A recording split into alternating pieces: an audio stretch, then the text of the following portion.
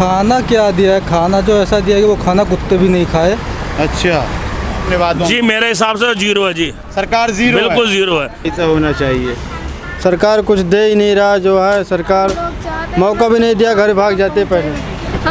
हम लोग धूप से मरेंगे, बीमारी से नहीं। हम मौजूद हैं गाज़ियाबाद के घंटाघर रामलीला में। यहाँ पर प्रवासी मज़दूरों को भेजने के लिए उत्तर प्रदेश सरकार ने बसों की व्यवस्था की थी। कल तक तो यहाँ से कुछ बसें गई थी, लेकिन आज यहाँ पर बसें तो खड़ी हुई हैं, आप देख सकते हैं बसें खड़ी हुई हैं, लेकिन यहाँ पर ले जाने की सुविधा बिल्कुल नहीं है। प्रशासन अपना काम कर रहा है, लेकिन यहाँ कुछ प्रवासी लोग भी खड़े हुए हैं जो अपने अपने घरों को जाना चाहते हैं। तो इस संबंध में आइए उनसे बात भी करते हैं और देखते हैं कि सरकार की व्यवस्था से वे खुश हैं या खुश नहीं हैं। तो आइए पहले हम आपसे अपना नाम बताइए। रामचंद्र मंडल। रामचंद्र मंडल जी, आप कहाँ जा रहे हैं? हम बिहार जाना है। बिहार, और आए कहाँ से हैं? मैं गाज़ियाबाद से आया हूँ। अच्छा, तो सरकार ने कहा था कि हम बसों की सुविधा कराएंगे, तो अब बसें नहीं हैं, यहाँ पर आप खड़े हैं, तो आप कहाँ रहेंगे?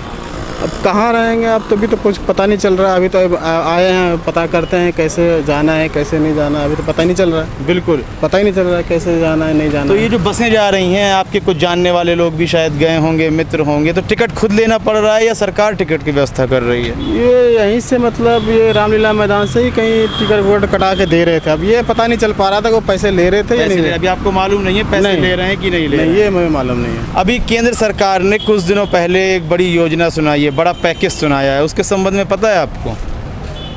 नहीं, उनके बारे 20 लाख करोड़ का एक पैकेज निकाला है। में नहीं, उनके बारे में पता। अच्छा, प्रवासियों के लिए हम बता देते हैं, प्रवासियों के लिए 20 लाख करोड़ का पैकेज निकाला है। कहा गया है जो भी परेशानियां हैं वो ख़त्म हो जाएंगी। तो आपके पास अभी कुछ पैसा वैसा या खाना वाना पहुंचा सरकार की तरफ से? नहीं, हमें तो कुछ नहीं पहुँचा। अच्छा, आपको कुछ नहीं पहुंचा। आप नहीं। काम क्या करते हैं? हम मिस्त्री का काम करते हैं। अरे, मिस्त्री का काम करते हैं। तो आप देख सकते हैं कि जिन लोगों के लिए पैसे की व्यवस्था की गई थी उन तक कोई पैसा नहीं पहुंचा है। अभी उन्हें यह भी पता नहीं है कि टिकट के पैसे देने हैं कि नहीं देने हैं, लेकिन हम आपको बता देते हैं टिकट के पैसे लिए जा रहे हैं। कल हम गाज़ीपुर भी गए थे, वहाँ भी कह रहे थे लोग कि सरकार बस बसों की सुविधा मुहैया करवा दे, टिकट तो हम खुद खरीद लेंगे। आइए यहाँ और भी लोग खड़े हैं, उनसे भी बात करते हैं। आपका नाम क्या है जी? पंकज यादव। आप कहाँ से आए हैं और कहाँ तक जाना है आपको? हम यहाँ ही खोरा से आए हैं, जाना है मुझे बिहार तक, मधेपुरा जिला। अरे, थोड़ा से आए हैं और बिहार जाना है, मधेपुर जिला। काम क्या करते हैं आप? काम यही मिस्त्री का करते हैं। अरे, मिस्त्री का काम करते हैं। तो सरकार ने जो 20 लाख करोड़ की घोषणा की थी उसके संबंध में आपको पता है कुछ?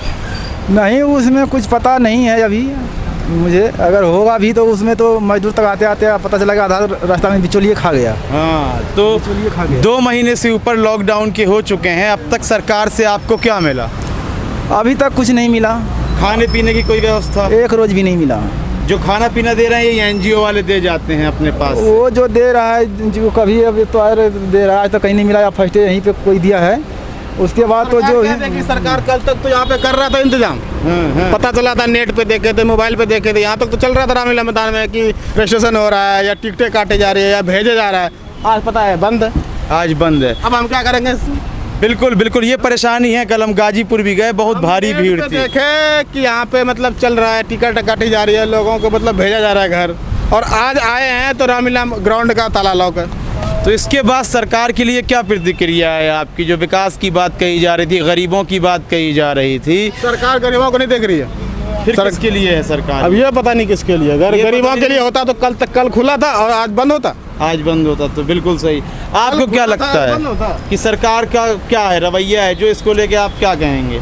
हम क्या कहेंगे, सरकार है, बड़े आदमी है, गरीब का नहीं है। बड़े आदमी, लेकिन मोदी जी ने कहा था जब आ रहे थे, हम भी बहुत प्रभावित थे उस समय, कि अमीरों की सरकार जाएगी, चोरों की सरकार जाएगी और गरीबों की सरकार आ गई है।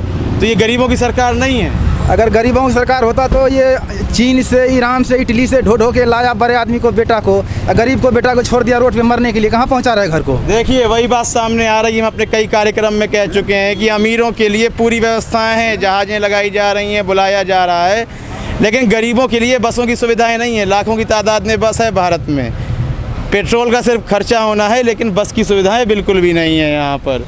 तो ये अमीर बाप की बेटा की जो है ना सरकार है, गरीब बाप की बेटा की कुछ भी कोई वैल्यू नहीं है। वो कुत्ते की तरह चलने दे रहे हैं, चल रहा है। रोड पर नहीं चलने दे, पुलिस वाला डंडा दिखाते हैं, भागो यहाँ से। वही देखिए, वही बात है, रोड में भी चलने नहीं दिया जा रहा है और ना ही उनके घर भेजा जा रहा है, ना खाने की सुविधा है और ना पैसे की सुविधा है। यही महापर्व को साबित करके दिखा दिया सरकार, जो गरीब बाप का बेटा सरकार है कि अमीर बाप का बेटा की सरकार है, गरीब बाप का बेटा की सरकार है। गरीब बाप का बेटा रोड पे छोड़ दिया फिरते हुए, लेकिन बड़े बाप के बेटा के लिए पैसे पाकिज भी घोषित किया तो उसी के नाम, खाना के लिए पैसा भेजा तो उसी के अकाउंट में, उसी के खाता में। अगर 100 में अगर 10 को खाना मिला तो वीडियो बन के पूरे देश फैल गया जो मैंने खाना बांट दिया, लेकिन वहाँ भूखा मर रहा है। बिल्कुल कहने का कहता है कि हम गरीब को देख रहे हैं, गरीब को क्या देख, गरीब के ऊपर तो राजनीति कर रहा है सत्ताधारी विपक्षधारी दोनों। बिल्कुल बिल्कुल वो तो राजनीति बना रहा है, राजनीति कर रहा है, खाली मुद्दा बना रहा है, हम ये करेंगे वो करेंगे, कुछ नहीं करता है गरीब। कहाँ से आ रहे हैं? मैं दिल्ली से आया हूँ। दिल्ली से कहाँ जाएंगे? मैं सुल्तानपुर जाना चाहता हूँ। बच्चा है आपके साथ में, जी। सुल्तानपुर जाना है। तो जैसा कि अभी आपसे वो कह भी रहे हैं कि आप दिल्ली से क्यों आ गए? दिल्ली से परेशानी थी, खाने पीने की परेशानी थी, पैसा नहीं थे, काम धाम बंद हो गया था। मालिक जवाब दे दिया, कमरा भाड़ा ले थे और परेशानी, तब मुझे घर निकलना गया। अभी सरकार ने कहा है कि हमने 20 लाख करोड़ रुपया निकाला है, तो आपके पास कोई सुविधा पहुंची?